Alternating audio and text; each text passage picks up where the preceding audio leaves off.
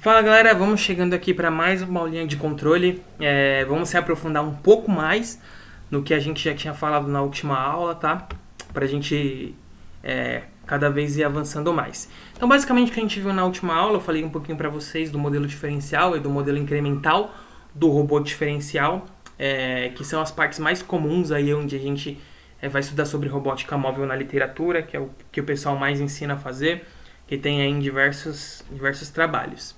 E aí também falei para vocês um pouquinho, né? Expliquei para vocês que existe o controle malha aberta e controle malha fechada, que são duas formas de você fazer o controle, são duas, como que eu posso dizer, arquiteturas diferentes que você pode manipular o controle para você conseguir, propriamente dito, fazer uma boa planta, um bom processo aí, fazer com que ela siga os parâmetros desejados. Falei um pouquinho também sobre as restrições na última aula, né?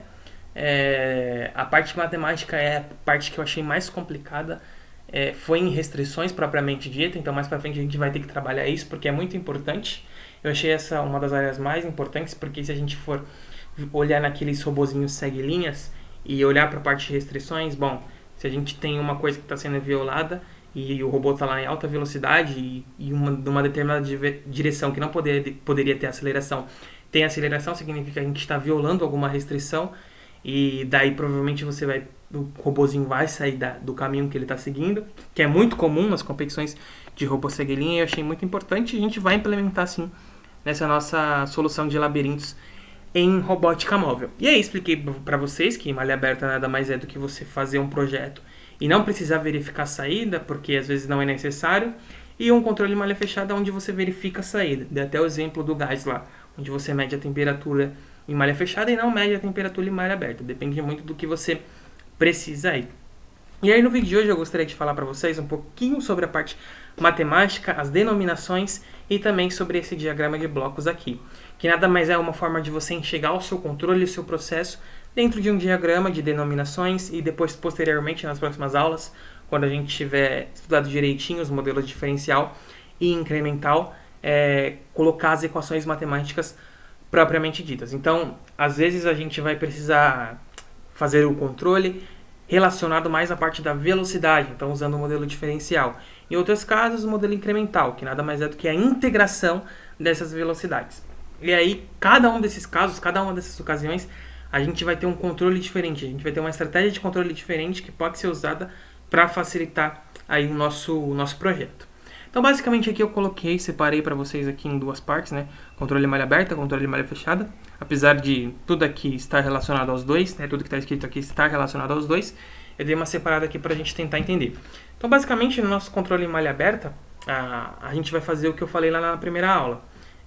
Se a gente tem as velocidades do robô, né? Que é o que a gente está empregando lá nas rodas, e a gente tem o que a gente vai fazer de percurso, a gente tem a distância de cada um dos percursos, do ponto A, B, C, D e etc. A gente consegue, por meio da física, calcular o tempo que a gente vai fazer aqueles percursos, e aí o robô vai seguindo a programação direitinho, e aí eu não verifico se ele está fazendo certo ou não.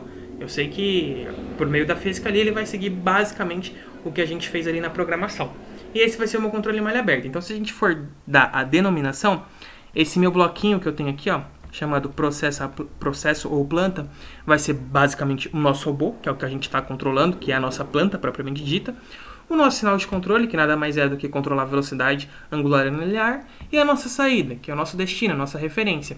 Que se a gente parar para pensar, não tem como eu pegar para você e colocar como saída referência velocidade linear e angular do nosso ponto médio, por exemplo, 0. Porque se eu parar o robô em qualquer lugar, vai ser 0, e aí, minha saída tá ok, tá tudo certo. Então a gente precisa de um destino, uma referência, uma posição ali no plano cartesiano, x, y e θ, né, de orientação, 360 graus Celsius, para a gente saber onde realmente a gente quer que o robô chegue. E aí você pode perceber que já tem uma intercambiação de dois mundos, né? Uma de velocidade e uma de destino. Então, para mim saber onde o robô está, né, num controle de malha fechada, por exemplo, eu vou precisar estar integrando essas velocidades para encontrar a posição dele e aí poder comparar com o que eu tenho de referência propriamente dita. Então, aí eu coloquei aqui para vocês os nomes, né? O sinal de controle vai ser a minha velocidade angular e linear, o robô, o processo vai ser o robô e a saída o meu destino é referência.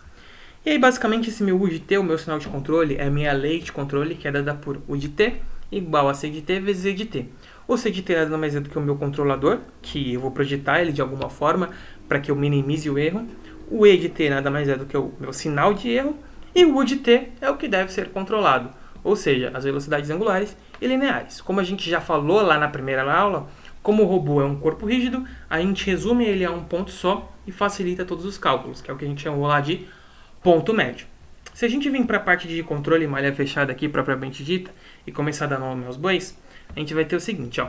Essa bolinha redondinha aqui é quando a gente vai somar dois sinais ou subtrair dois sinais. No nosso caso, como a gente quer ter o sinal de erro, a gente vai pegar a nossa referência e subtrair do que a gente tem na saída. Então o sensorzinho vai ler alguma coisa lá e vai falar o que está acontecendo com o robô, com a planta, né, no mundo real, verificar se ele está próximo à referência e se não tiver, ele vai mandar um sinal de erro para o meu controlador. E aí, a partir disso, o meu controlador em si, né, representado por esse diagrama de blocos, vai mandar um sinal para o meu atuador, para o meu manipulador, que no caso, por exemplo, podem ser as rodas, para o nosso robozinho.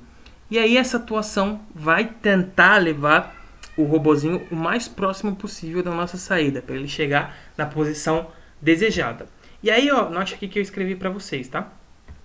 EDT, o meu sinal de erro, nada mais ser do que a minha referência, menos o que eu tenho na saída propriamente dita. Ou RDT, que é a referência, menos o que eu tenho na saída, onde Y de T é a posição de destino, como eu já falei para vocês. E basicamente esse vai ser o meu controle em malha fechada. Uma coisa importante que eu já vou deixar aqui para vocês de spoiler para a próxima aula é que você tem que perceber que o sinal de controle, como eu escrevi aqui, ó, note que o sinal de controle é sobre a velocidade e a saída é sobre a posição. Logo é necessário encontrar as posições do robô ao longo do tempo, né? Integrar essas velocidades ao longo do tempo para a gente conseguir encontrar a posição.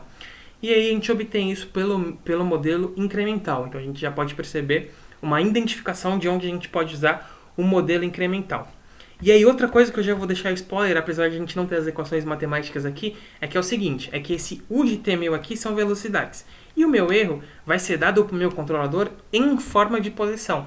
Logo, eu vou ter que ter um controlador que faça um intercâmbio dessas duas dimensões. Opa, vou ter que ter um controlador que tenha parâmetros suficientes para controlar a posição e chegar nas velocidades desejadas, ou ao contrário também é válido. E basicamente é isso que a gente vai fazer durante as próximas aulas, depois que a gente tiver os modelos matemáticos aí, que também faz parte do planejamento de trajetória. E aí a gente vai implementando as matemáticas, né, em si, os que a gente tem e as equações que a gente vai ter de planejamento de trajetória, de controle em si, a gente vai encaixando nesse diagrama de blocos e vai denominando tudo certinho para a gente conseguir fazer um controle perfeito, um controle o mais perfeito possível, para a gente conseguir que o nosso robô siga exatamente o que a gente pretende desde o início. Então, basicamente, eu tentei dar uma aprofundada no que a gente viu na última aula, né? Colocar as denominações para você, falar um pouquinho das equações matemáticas, e basicamente isso a gente vai se aprofundando nas próximas aulas. E também sobre as restrições, que é muito interessante e que eu acho que vai ajudar bastante a gente ter um robô aí super, sei lá como que eu posso dizer, mas um robozinho muito próximo do ideal. Galera, basicamente essa é a aula de hoje. Se vocês gostaram, se vocês tiverem alguma dúvida, deixa seu like aí, comenta sua dúvida aqui embaixo e vai seguindo aí a gente nas redes sociais, tanto aqui no YouTube quanto lá no Instagram. E eu vejo vocês na nossa próxima aula.